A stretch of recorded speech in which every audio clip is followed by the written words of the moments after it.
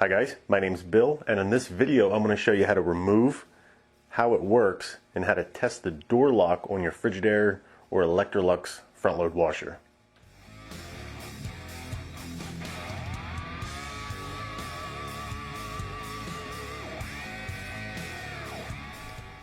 Alright guys, here's a look at our Frigidaire front load washer, and this is the door lock that we're going to be troubleshooting today. So to remove the door lock, just go ahead and take the two screws out to hold it in place. Now the first method I show you here on how to remove it is going to be if you have a dryer stacked on top of your washer. So in a case like that, you'd want to take the door boot, take the little front edge of the door boot off so you can reach in behind it, and get your door lock out like that. Then from here you just have to remove the plugs, and we'll be able to test it. Now if you don't have a dryer on top of your washer and you don't want to mess with a door boot, you can get to it from the top. So basically there's two screws on the back. You take those two screws out and you'll be able to reach down inside. After you take the two screws out of the door lock, you'll be able to reach in and fish it out like you were ice fishing or something.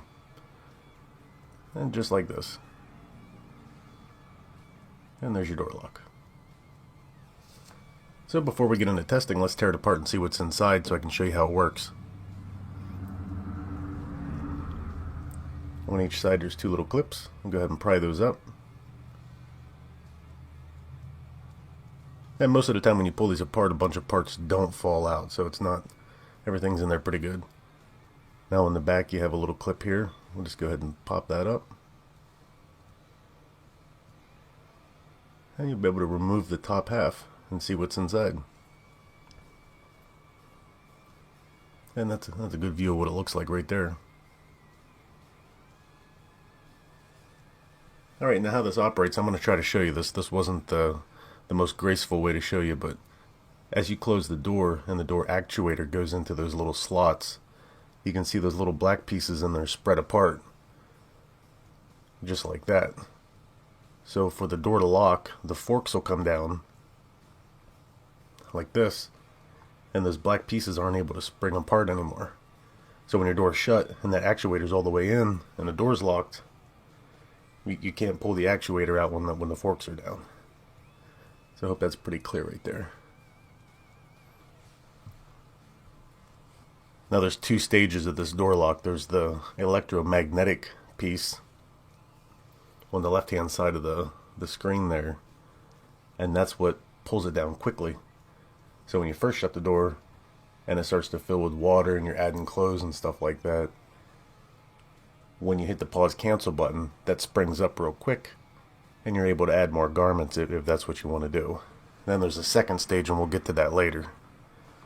So to test the first stage of the door lock here, the electromagnet, I'm just going to go ahead and put 120 volts to it, and we'll see how it operates.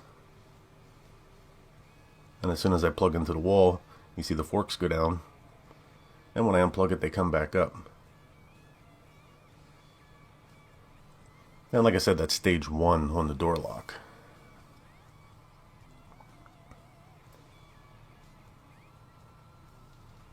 And here's a view from the side. Once voltage is applied to that coil there, it pulls down the metal piece above it. Now we're going to do a little ohms testing here on the coil. And it looks like we're going to get about 1.29 something kilo ohms, and that's a good coil, and that's the reading you should get. Now this is the secondary part of the door lock mechanism. Now this is actually sped up about 4 times because this moves real slow, and this is the piece that makes everybody mad when your washer shuts off at the end of a cycle and you can't open the door for like 2 or 3 minutes. And this is called like a wax motor. So here it is in action. Now when the electromagnet pulls the forks down, that's stage 1, but when your machine goes into a spin cycle, this thing comes across and basically holds it so you can't unplug the washer from the wall and then open up the door real quick and stick your hand in there and get it ripped off. So that's the purpose of this. This is like a safety feature right here. And when you remove power from this motor, it takes a minute or two before it actually starts to retract. just because it has to cool down. And this is sped up a little bit. Now this first resistance reading that I'm going to do is when the motor hasn't been run, so it's cool, it's at room temperature. So we get 1.19 kilo ohms. Now after I ran the motor and I tested for ohms again, we're going to get a different reading here. We're going to get 0.8 kilo ohms, and that's when the motor's warm. So you're going to get something in between that somewhere. Probably, if you haven't run it, it's going to be on the higher side. But those are the two readings you should get. And now I'm going to show you how to put it back together. And it's pretty simple. The hardest part is going to be putting the door boot back on. It might take you a couple tries, as you're going to see. It's going to take me a couple tries whenever I do it, but you guys will get the hang of it. I'll go ahead and put the two screws in. Now the first step in putting the door boot back on is making sure that you have the rubber behind the lip on the front panel there. So you're going to spend a few minutes and kind of work that around until you get it all tucked in like it's supposed to be. And you'll know when it's on right because it'll be flush up against the metal and there won't be any space behind it.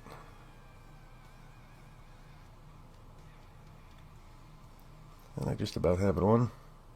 Yep. And you can see that's flush up against the metal there, so there's no space.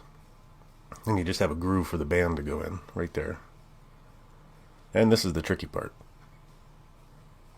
It might be easier for you to get an extra set of hands for this piece or for this part, but I'm going to go ahead and do it so you guys can see how it's done. You always put the spring part towards the bottom, and that's the last part you're going to put on. And you can see how it sprung off on me there. So I'm going to try again. And now once I get down towards the bottom, I'm just pulling the spring apart and hooking the last little bit of the spring there over top of the rubber. And there we go, just about all back in. And that's how you put the door boot back on. Alright guys, that's my video on how to troubleshoot, how to test, and how the door lock assembly works on your Frigidaire or Electrolux front load washer. So now if you're not subscribed to my YouTube channel, make sure you do that now. If you haven't signed up for my contest giveaway this month, make sure you visit the description on this video and do that. And I want to thank you guys for watching.